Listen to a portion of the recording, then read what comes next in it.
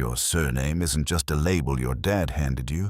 It's a service record, a document that once told the crown exactly what your family owed and exactly what it got paid for delivering.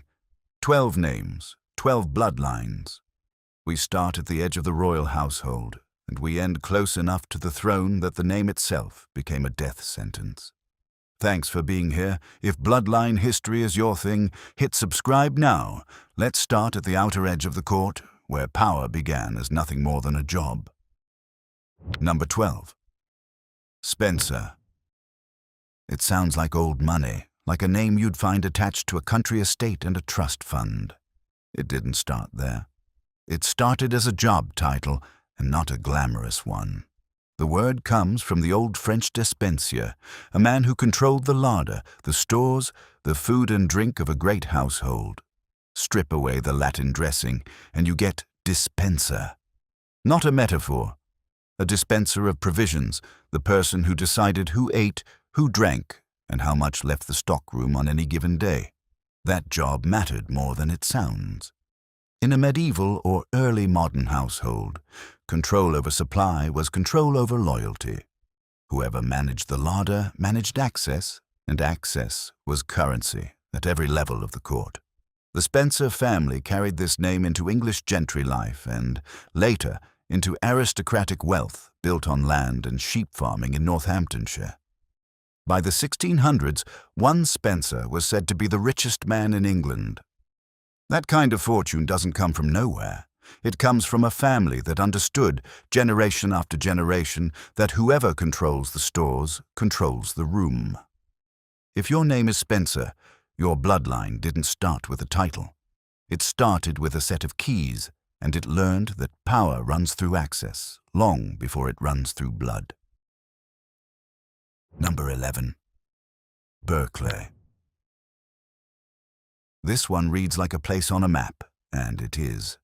But a place named Surname tied to a fortified settlement is never just geography. It's a contract. Berkeley comes from a location, a fortified site, and the families who took that name didn't just live near a castle. They held it, defended it, and answered for it when the crown came asking questions. In medieval England, that kind of arrangement was how kings governed at a distance. You couldn't run every county from London, so you handed a family a castle, a stretch of land, and the job of keeping order in your name. That's not a passive inheritance. That's a standing obligation, renewed every time a new king needed to know who he could trust, with stone walls and armed men. Think about the cold coming off those stone walls at night, the watchfires that had to stay lit whether London was paying attention or not. Being handed that kind of trust also meant being handed the blame when things went wrong on your watch. Royal custody duties came with royal suspicion built in. If your name is Berkeley, your bloodline held authority on the ground in a specific place, answerable to a crown that was always watching how it was used. Number 10. Stanley. The name itself is plain. It comes from a place, a stone clearing, the kind of description a Norman clerk would jot down without thinking twice. Nothing about the etymology hints at what this family became. By the late 1400s, the Stanleys weren't just landholders in the northwest. They were a political machine, one of the most powerful noble families in England, and they'd learned something most families never figure out. Timing beats loyalty every single time. In 1485, Thomas Stanley stood at Bosworth Field with an army under his command, and he didn't commit it, not to Richard III, not to Henry Tudor, not until the very last possible moment. When he finally moved, he moved for Henry.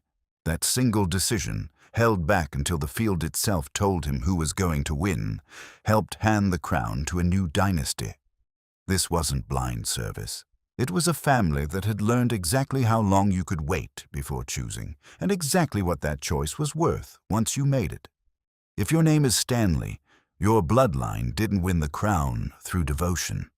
It won through patience and through knowing precisely when devotion stops mattering. You've seen the outer ring now, the ones who fed the household, held the walls, and timed the battlefield. Next comes something rougher. The names that didn't just serve the crown, they carried it into war, and sometimes turned their weapons back on the men who gave the orders. Number 9. Percy. Say it out loud, and it already sounds like cold weather and metal. That's not an accident of imagination, that's geography talking. The name comes down from a Norman root, brought over after 1066 like so many of these names. But what happened to it in England had nothing to do with Normandy anymore. The Percys got handed the north, the border country between England and Scotland, and that assignment remade the whole family into something else entirely. The wind off that frontier cut through wool and mail alike, and it never really stopped blowing, not for 300 years. Holding the frontier for the crown wasn't an honor you enjoyed from a comfortable hall. It meant real war, constant raids, and a family whose whole purpose became defense of a line that never stayed quiet for long. For generations, the Percys did that job for the House of Lancaster, bleeding for a border that Lancaster needed held. But here's the part that makes this name different from the last three. Defense work like that builds its own army, its own loyalty network, its own sense of what you're owed. And when the Percys decided the crown wasn't paying up on that debt, they turned that same border army against the king they'd been holding it for. Rebellion after rebellion followed, the kind where a family that built the crown's northern shield became the crown's biggest northern problem. If your name is Percy, your bloodline lived in the one place where loyalty and hunger sit right next to each other, and eventually hunger won. Number 8. Neville. Here's where the story stops being about one family serving one master. The Nevilles didn't pick a side and stick with it like good soldiers. They looked at the whole chessboard and decided they were the ones moving the pieces. The name is Norman in origin, another place name carried over from France, and for a while it sat quietly among the gentry, doing what every land-holding family did. Then, during the Wars of the Roses, the Nevilles attached themselves to the House of York, and attached is too soft a word for what actually happened. Through marriage contracts stitched together across half of England, and through private armies raised on the strength of kinship and paid loyalty, the Nevilles built enough raw power to put a king on the throne, and then, when that king stopped listening, to try taking him back off it. That's not exaggeration for effect. One member of this family earned the nickname Kingmaker, and he earned it because the description was accurate, not because it sounded good in a chronicle. If your name is Neville, your bloodline didn't just serve a house. It held the kind of leverage that let it decide who got to wear the crown, and that is a different kind of power than any name we've covered so far. Number 7. Talbot. This one starts small, almost like a joke, a nickname that stuck to a man and then stuck to his descendants. But nicknames attached to soldiers have a way of turning into something heavier once the man behind them starts winning battles, and that's exactly the road the Talbot name traveled. Under the Plantagenets, the Talbots became instruments of the crown's war machine in the most literal sense. Commanders, not courtiers. Their name is tied to campaign after campaign, especially in France, where the family built its reputation on the brutal daily grind of siege warfare, prisoner ransoms, and the kind of sustained fighting that doesn't get remembered as glamorous, even when it earns you an earldom. Picture the weight of plate armor after a full day's march, the mud inside a siege camp that never dries, the smell of horses and rot outside walls you're still trying to break. The family took the earldom of Shrewsbury out of that reputation, a title paid for in years spent inside other people's walls, in other people's mud, spending men the way Spencer's household once spent stores.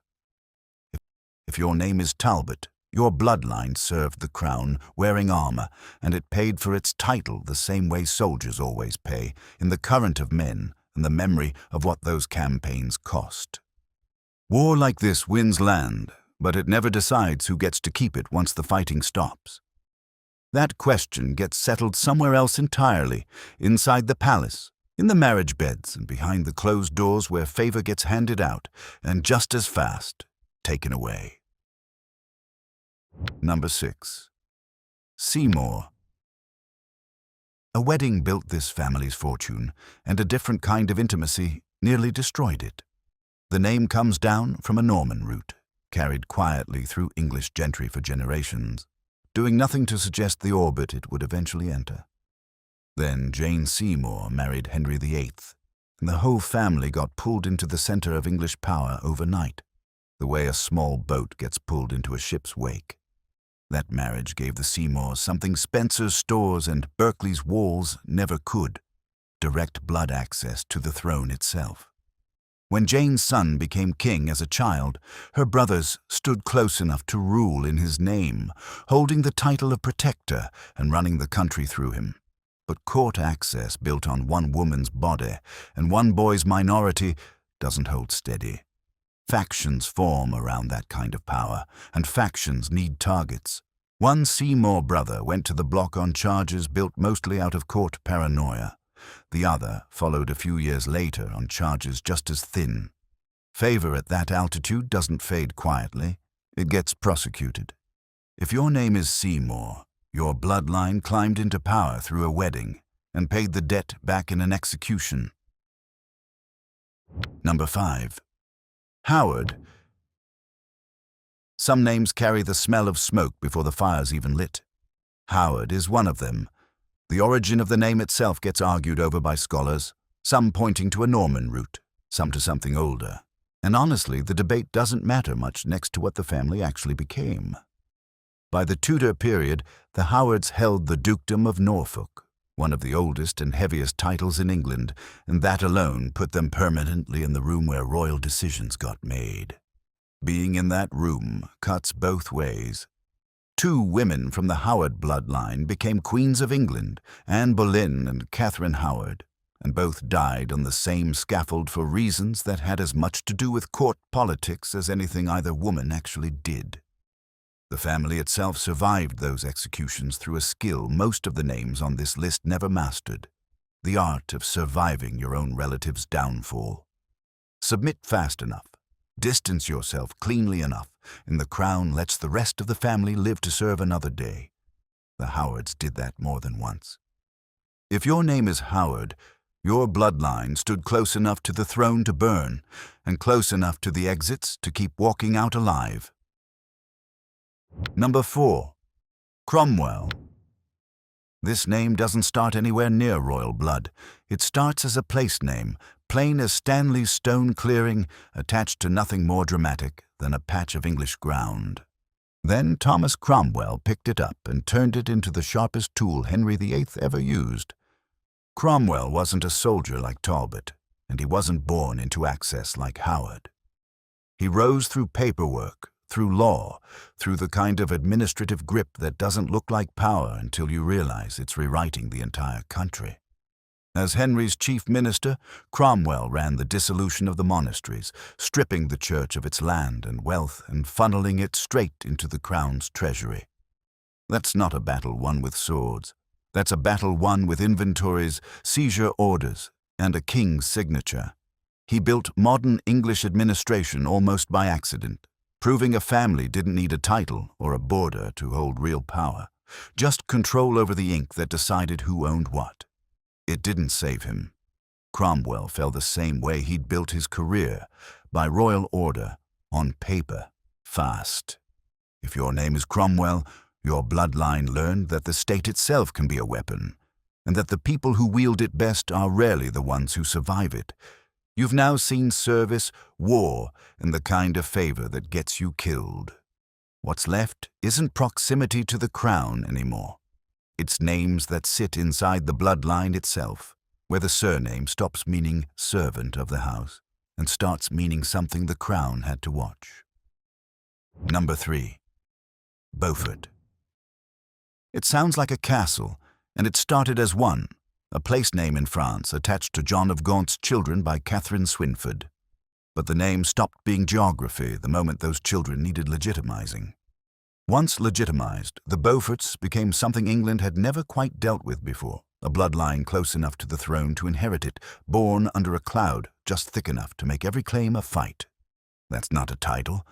That's a legal argument wearing a family name, and the whole House of Lancaster leaned on it during the succession crisis that followed. If your name is Beaufort, your bloodline carried a claim people feared, because almost royal is its own kind of danger. Number 2. Plantagenet. Every other name on this list served a house. This one was the house. The name started as a nickname, a sprig of broom flower worn by an early count, and it hardened into the identifier for the dynasty that ruled England for over 3 centuries.